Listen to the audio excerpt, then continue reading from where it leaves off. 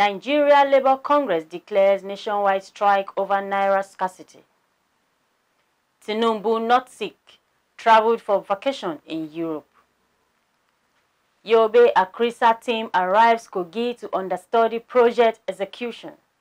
Uganda's parliament passes its anti-gay legislation. This is the MLC TV Global News, reaching you live from the city of Lokoja, the confluent state of Nigeria. I am Jennifer Odimayo. President of the Nigeria Labour Congress, Joe Ajaero, has directed public sector workers in the country to embark on strike beginning from Wednesday next week. He also directed that affiliate unions constituting the Nigeria Labour Congress should also be on standby for picketing exercises across all branches of the Central Bank of Nigeria, CBN, nationwide. The directives followed an earlier ultimatum issued by the Central Working Committee members of the NLC last week, criticizing the cash swap policy of the federal government. Ajaero said the decision picket CBN branches became necessary as the federal government and the CBN have not shown any commitment to address the situation. He lamented that despite the Supreme Court order allowing the old 500 and the 1,000 naira notes to circulate with the new notes till December 31st this year, the situation appears to be getting worse as workers cannot access cash to pay fares to work, nor can they buy food for their families. Briefing reporters on Wednesday at the headquarters of NLC, APES Labour Union has criticized the pricing irregularities in petroleum sector, which was also a cause for concern. According to him, they gave an ultimatum for the review of the cash crunch bedeviling the country. It has been discovered to their dismay that as at this moment, not much effort has been made to ameliorate the situation. The government is still foot dragging on these issues. Based on this, they met again to review their position and resolved that by Wednesday next week, all CBN branches will be picketed. The All Progressive Congress Presidential Candidate Council has debunked speculations that the president-elect Asiwaju Bola Tinubu has been rushed abroad for the treatment of a serious ailment. The media has been awash with news of the former Lagos governor's alleged illness and how he was flown to London, United Kingdom, late on Tuesday night. The development is coming hours after Labour Party candidate Peter Obi filed a petition at the Election Tribunal to challenge the outcome of Saturday's presidential poll that produced the president-elect. Reacting to the news of Tinubu's illness on Wednesday, the APC-PCC Director of Media and Publicity, Bayo Onanuga, denied the allegation, saying his principal only went to rest abroad. Onanuga also noted that he would also use the opportunity of vacation to go for Umrah, Lesser Hajj, after observing the annual Muslim fast. Similarly, the chief spokesman for the APC-PCC, Festus Keyamo, also shared Onanuga's position on the issue. Keyamo noted that the people spreading the rumor were those who are still nursing the wounds after losing out in the election. He pleaded with those flying the news around that the election has ended. What they are doing now is campaigning after the election. He added that people should leave Asiwaju alone because he deserves some rest after the election. Stand Up for Women's Society KOGI State Chapter has congratulated the two female members-elect in the just concluded KOGI State House of Assembly polls. Reacting to the victory, the state chairperson of the association, Muslimat Itopa, said their victory was not for their constituency alone, but for the entire women folk. She advised them not to be intimidated, but to use their motherly strength to bring democratic dividend to the electorate and to live above board.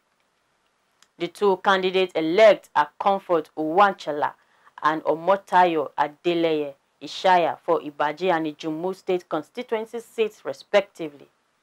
They are the first women to represent their respective constituency in the State Assembly. She commended the State Governor Yahaya Bello for providing the enabling environment in the state for women to contest, vote, and be voted for. Muslimat noted that with the victory, The State House of Assembly will be vibrant as the two female lawmakers will ensure that issues affecting the women are given adequate due attention. The Kogi State Commissioner for Environment, Victor Adewale Omofaye, has attributed the numerous achievements recorded by Kogi State Office of the Agro-Climatic Resilience in semi-arid landscape to the dogged determination of Governor Yahaya Bello in taking the state to enviable level of infrastructure development. Omofaye stated this while receiving a delegation of ACRESAL officers from YOBE State who arrived Kogi State on Tuesday on the instruction of the World Bank to understudy the performance and achievements of Kogi State ACRESAL, formerly known as NUMAP, under the administration of Governor Yahaya Bello. The commissioner said that the YOBE team would understudy how the Kogi State ACRESAL was able to record the unprecedented outstanding achievements in the areas of project execution and prudent management of the resources that caught the attention of the World Bank. He noted that a ACRESAL team from Kogi and YOBE State will visit project sites for inspection of projects executed by ACRESAL under the leadership of Yahaya Bello. He pointed out that Governor Yahaya Bello's quest to develop the state has paid off through legacy projects he has executed in the areas of education, health, agriculture, infrastructure, roads, and youth empowerment, aside the numerous projects also executed by the NUMAP now. Kogi State Project Coordinator ACRESAL, Barrister Ladi Jato, in her remarks, described the visit by the YOBE delegation as commendable, saying the visit will afford the YOBE ACRESAL replicate the achievements of Kogi ACRESAL in YOBE State. Now on politics. The All Progressive Congress APC in Iyamoye Ibokpin Ward, Ijumu local government area of Kogi State, has expelled 8 members over what it described as gross misconduct. The ruling party also suspended 2 others in letters addressed to the local government chairman of the party and signed by the ward chairman Amusa Sikiru. The letter read, "You may wish to put our decision in the context of the hard work that you put into the electoral process on which we gave our support in order to ensure our party's victory at the 2023 polls, only to realize that there were people working behind the scene to sabotage our noble efforts. In this vein, it must be appreciated that failure on the part of the party leadership to deal decisively with the saboteurs will encourage other anti-party operators to continue in the unpardonable misbehavior and dampening the spirit of party loyalists." A group known as Concerned Ijumu Sons and Daughters says it will resist every plan to suspend the member representing the constituency in the State House of Assembly, Kilani Olushola Olumo, from the ruling All Progressive Congress APC. The group, in a statement made available to newsmen by its coordinator, Raphael Oloruntoba, said the plan to expel the vibrant lawmaker from the party is dead on arrival. According to them, there is an underground information that the Speaker of Kogi State House of Assembly, Matthew Kolawole, is soliciting for signatures for the suspension of Kilani Olushola Olumo from the party as revenge over his failure to win the House of Representatives contest. He added that this move will not work as Kilani has worked so hard for the growth of the party in Ayere and Arima Ward, Ijumu local government and the state. As one of the vibrant members of the House of Assembly, he has no doubt justified the confidence reposed in him by the people of Ijumu via quality representation and legislative business. Therefore, the move to suspend him from the party is unfortunate and desperation taken too far, and they will be resisted by everything humanly possible. The National Working Committee (NWC) of the People's Democratic Party (PDP) has on Wednesday dissolved its Executive Committee of Katsina State Chapter with immediate effect. The party stated that the decision followed an extensive deliberation on issues relating to the Katsina State Chapter of the party. A statement by the National Publicity Secretary of the party, Debo Ologunagba, stated that the decision of the NUC is pursuant to Sections 29, subsection 2B and Section 31, subsection 2E of the Constitution of the PDP as amended in 2017. The PDP charges all leaders, critical stakeholders, and teaming members of the party in Katsina State to remain united and focus on the tasks ahead. The governor of Abia State, Okezie Victor Ikpeazu, has sent a message of congratulations to the Labour Party candidate in the 2023 gubernatorial election in Abia State, Alex Otti, on his emergence as governor-elect. Governor Ikpeazu revealed that Otti has fought a long battle over a very long period of time and deserves commendation for his staying power and resilience. In the words of the governor, since we have come to the logical end of this battle, it is appropriate to congratulate the winner, Alex Otti, on his hard-fought victory. In every battle, there will always be a winner, and in the spirit of sportsmanship and love for our state, the governor-elect must see his victory as a higher call to service to the people of Abia State. The governor also saluted the other candidates who took part in the election, especially the PDP candidate, Oke Ohiwe, for their doggedness.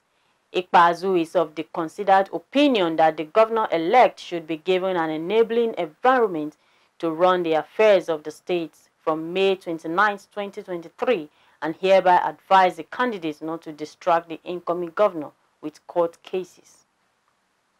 Governor Okezie Ikpeazu assures the governor-elect that he will put in place every necessary measure to ensure a seamless transition from his administration to his. The governor thanked the people of Abia State for casting their vote in a very peaceful atmosphere and reminds them that peace remains very critical in the quest for sustainable development, charging them to accord the incoming governor every necessary support that will enable him succeed. The Independent National Electoral Commission, INEC, have declared PDP's Peter Mba winner of Enugu governorship poll. According to reports, after days of what appears like a logjam over the authenticity of election results from two local government areas, oil magnates, Peter Mba has won the last Saturday's keenly contested governorship election in Enugu State. Peter Mba, candidate of the People's Democratic Party (PDP), polled 160,895 votes to defeat his closest challenger of the Labour Party, who polled 157,552 votes. We go on a short break. We'll be right back. The time as suggested in the motion. From 31st January to June 31st, 2023, say aye. Aye. Those against say nay, the ayes have it. Do you know what it takes to lead? Do you understand what is politics? Do you have issues concerning the way we play politics? Do you have reservations about some political mugu? Do you want to serve or be served? Do you want to contest? Do you want to occupy any political office or be in charge of your world? All this and many more are what we discuss right here in the political arena. A program where we trash and arrange, condemn and commend, celebrate and blame all that play out in politics. Do not be told. Join me, Warner Balagogo, every Saturday by 7 p.m. to throw more light on why we play politics the way we do and how we can play it better. Political arena, building a government of the people and for the people. Don't miss it. Welcome back. Now on foreign. Uganda's parliament has passed its anti-gay legislation which places tough sanctions on same-sex relationship in the country. The speaker in parliament ruled the ayes have it after the House had its final vote on the bill despite a chaotic section. Even though homosexuality is already illegal in the country, the anti-gay legislation proposes that anyone in the conservative East African nation who engages in same-sex activities or who identifies publicly as LGBTQ could face up to 10 years in prison. They say when Kenya coughs, the rest of East Africa catches a cold. This was held on Monday when protests called by Kenya's opposition leader Raila Odinga put Uganda on the edge amid calls to President Yoweri Museveni to intervene. Uganda is a landlocked country and largely depends on its eastern neighbor for imports and exports through the port of Mombasa, Kenya being Uganda's main supply route for essential goods including fuel. Kampala is also Nairobi's main trading partner and importer of its goods.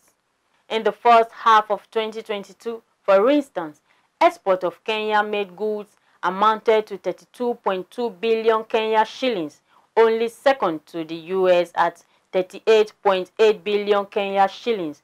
Other countries that depend on Nairobi for export are Rwanda, DR Congo, Burundi, and South Sudan. The riots that disrupted businesses in the capital, Nairobi, part of Rift Valley and Western Kenya, hit the movement of goods on the Northern Corridor, which link Kenya to the rest of Eastern Africa. Reports indicate the demos that paralyzed the operations in the western towns of Kisumu, Homo Bay, and Bissau split into Uganda, affecting businesses in Busai, a border town on the Uganda side.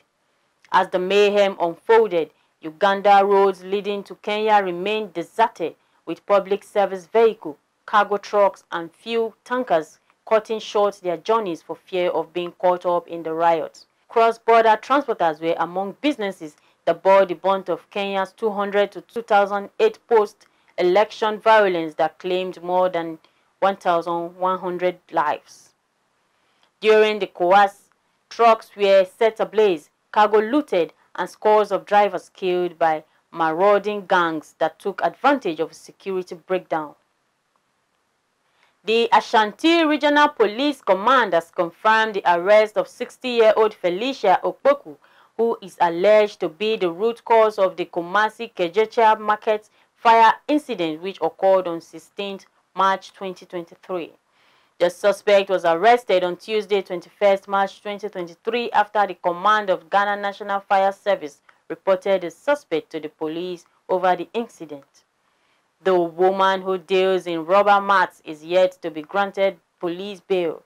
Preliminary investigations by the Ghana National Fire Service have, according to Vice President Dr. Mahamudu Buwamia, who visited the market, established the fire was caused by a shop owner who was cooking in her shop, sparking the fire disaster. The General Secretary of the Combined Traders Association at the Kejecha Market, Ruben Ame, says they are yet to pay her a visit. The Kejecha extension, which was caused by the fire, has been cordoned off to trading activities, while security personnel have been stationed there to protect the area.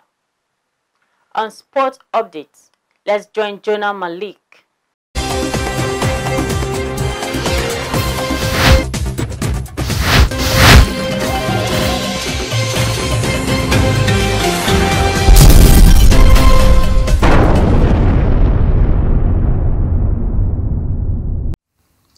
And on sports updates, Ivory Coast will face Comoros in the 2023 African Cup of Nations at the Bouaké Stadium on Friday. The two teams met in a friendly match in June 2019 with the Elephants of Cote d'Ivoire winning 3-1. This will be the second meeting between the two countries. Ivory Coast had a chance to contend at the African Nations Championship in January and could begin their pursuit of a record 25th AFCON finish on Friday. Two African Cup of Nations qualifiers will meet on Friday when Nigeria hosts Guinea-Bissau. The visitors are still unbeaten as they go into the game at the National Stadium in Abuja, and the hosts have collected all the points they can from the first contest of both qualifiers. Nigeria opened their qualifiers on 13th June with a 10-0 win over Sao Tome and Principe and a 2-1 win over Sierra Leone. Ozzy Persivio's star player was Victor Osimhen, who scored 4 goals and assisted Moses Simon, Terry Murphy, Peter Etebo, Ademola Lookman, and Emmanuel Dennis. Egypt will face Malawi in the opening match of the 2023 African Cup of Nations at the Cairo Stadium on Friday. The 4 teams in Group D are level on 3 points, so both teams will be going into the weekend looking to gain an advantage in the race to secure a place in the Ivory Coast. After being eliminated from the 2022 FIFA World Cup, Egypt will make efforts to advance in AFCON 2023. Tunisia and Libya face off on Friday night for a top spot in Group J of the 2023 African Cup of Nations qualifier. The two teams are just a point apart as they prepare for a thrilling encounter at the Olympique de Ré Stadium. Tunisia beat Equatorial Guinea 4-0 on the first day of the qualifiers, but had to settle for a draw against Botswana on 5th June. Still on sport and moving to tennis, 35-year-old Andy Murray crashed out to a 6-4, 7-5 loss to his sub-opponent hours after Raducanu had been eliminated from the women's event with a 3-set reverse against Bianca Andreescu. Murray was looking to bounce back from his third-round defeat to Jack Draper in India Wales last week, but slipped up against the world number 76 who came through in a little over 90 minutes. World number 52 Murray was unable to take breakpoint opportunities in the opening set and was subsequently broken himself to slip 4-3 down before Lajovic wrapped up the set in 42 seconds. Lajovic served for the match at 5-4 in the second set only for Murray to break back, but the Scot then lost his next service game and the opponents proceeded to close out the first hard-court win of 2023 season. "Some days you obviously don't hit the ball your best," Murray said after the defeat. "I served pretty well, but the rest of the game was a bit of a problem. I made a number of errors that obviously I wouldn't expect to be making. I didn't really feel like I moved particularly well, which is really important for me. I wasn't expecting to play like that, even based on the last few days because I have been decent in practice. Obviously, I was hoping to do much better here. However, I stay and train here on the clay for a few days before heading to Spain. I am not sure." Murray, champion of this event in 2009 and 2013, would have been eyeing a potential third-round encounter with new world number 1 Carlos Alcaraz in Miami, but that prospect could now await Lajovic if he overcomes Maxime Cressy and Alcaraz beats Facundo Baggins. Kyle Edmund's tournament was also ended early as he lost to Wu Yibing 7-5, 7-5 in his first match since the Australian Open. And that's sports update on MLC TV News. I am Malik Jonah reporting. Back to Akasta for more stories.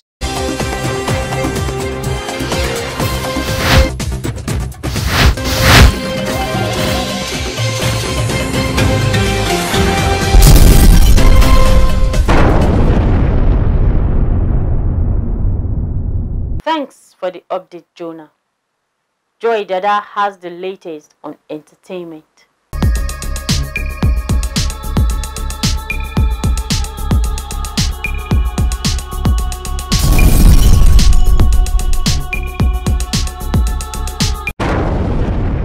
On entertainment news, Nigeria superstar Davido has reportedly splashed millions of naira on a brand new Lamborghini days after the singer made his much-anticipated comeback to social media. The 30BG boss Davido hasn't been active on social media in a few months due to the unexpected passing of his son Ifeanyi, but he just made a comeback to the delight of his supporters and loved ones on social media. In a pleasurable turn of events, Davido's anticipated new album, Timeless, is not the only thing he has done to announce his comeback. He also spent millions of naira on a brand new Lamborghini. A car dealer, Edico Exotics, posted the picture of the automobile on his Instagram story and tagged the singer, causing many people to speculate that it is for the singer. Another hint is that the car carried the singer's slang, Ichoke. One of the Big Brother Titans' evicted housemate, Tebaso Mokoana, popularly known as Blue Ivy, has shared why she loves showing her body. The reality TV star claims she enjoys exposing her body to inspire young people to feel confident in their skin. On the BB Titan show, Blue Ivy was often found showcasing her body, but on one particular occasion, she was caught on video going topless in front of other male housemates. The South African housemate removed her top, briefly baring her chest, and then put on a black singlet. Blue Ivy, Nana, and Miracle OP were the 3 housemates who were evicted live on Sunday because they received the fewest votes out of the 8 nominees. Still on entertainment, Nigeria superstars Tiwa Savage and Joe Boy, 2 of the several artists that appear on Major Lazer and Major League DJ's new album, Piano Republic. Piano Republic is a collection of songs that combines amapiano and other genres for a transcontinental sound whose identity is firmly rooted in South Africa's famous export. Piano Republic is a thrilling and unprecedented international showcase for amapiano, the dance music genre that has exploded out of South Africa's townships and onto the world stage recently. Award-winning sensation Tiwa Savage is featured on Coco Fun alongside South Africa's Meforisa, with production credits from Major Lazer, Major League DJs, and Don Jazzy. YOBE features on Designer, which has been released alongside Coco Fun as some of the lead-up singles to the album release. Joy Dada, reporting for MLC TV.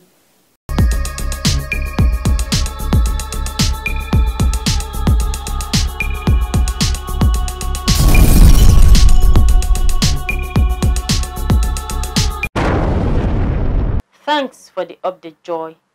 And that is the size of our package. If you like what we are doing, do support us by subscribing to our YouTube channels, Malachi TV. Like and follow our Facebook page, MLC TV and MLC TV2, Instagram, MLC TV 2021, Twitter, MLC TV1. For your event coverage, appearance on any of our programs, contributions, comments, advert placement, or sponsorship, please call or send SMS to any of our numbers displayed on your screen. Join Malachi TV online on weekends to watch our various programs. Saturday, 7 p.m. Political Arena. Sunday, 6 p.m. Women's World. And Monday, 9 a.m. The Opinion. It's Malachi TV, reaching everywhere, informing everyone. Please continue to be your brother's keeper. Build a happier and better society. I am Jennifer Odimayo. Thanks for watching.